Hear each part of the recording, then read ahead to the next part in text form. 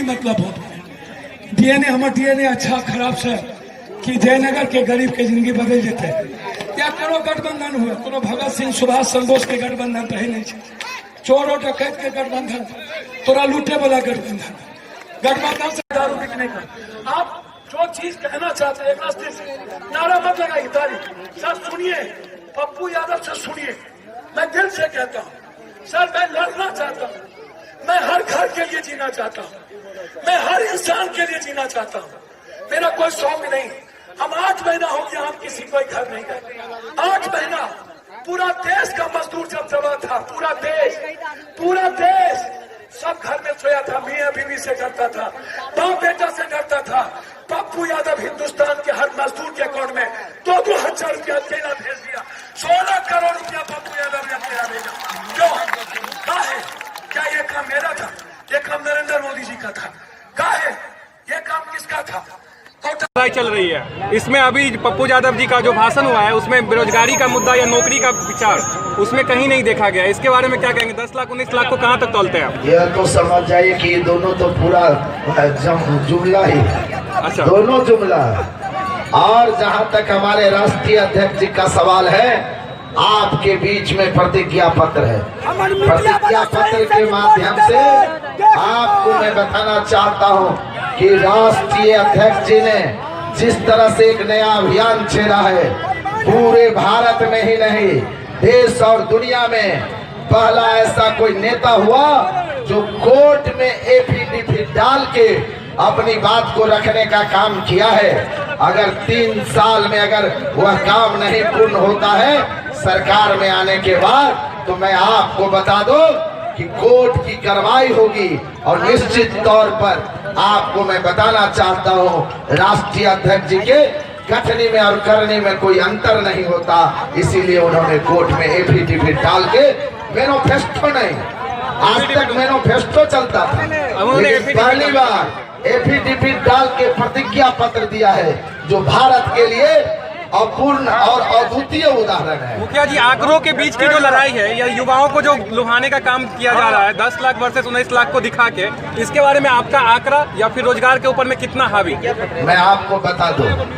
यह दोनों तो जुमला बोल ही रहे हैं आपको मैं पूछना चाहता हूं कि इस दोनों में से कौन सत्ता में नहीं था उसी का नाम बताइए आप इतना दिन तक इन लोगों को ये मूल मंत्र नहीं याद था क्या आज इनको मूल मंत्र याद हो गया क्या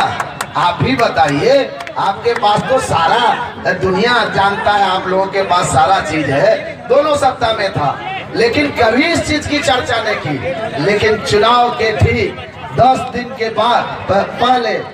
एक बोलता है तो दूसरा उसको काउंटर करता है और यही चल रहा है कि इस सब के बीच हमारे राष्ट्रीय अध्यक्ष जी ने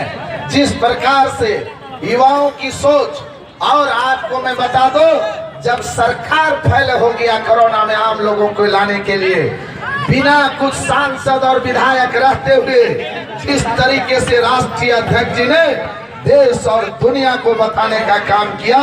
कि जज्बा होना चाहिए काम करने की हिम्मत होना चाहिए काम करने की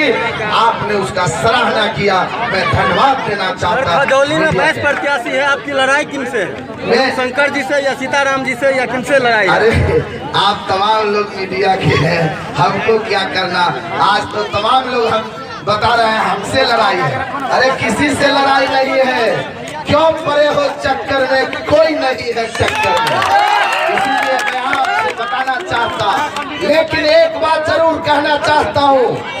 जो भी हो जाए लेकिन इस सांप्रदायिक शक्ति को मैं चकनाचूर करूंगा इस बात को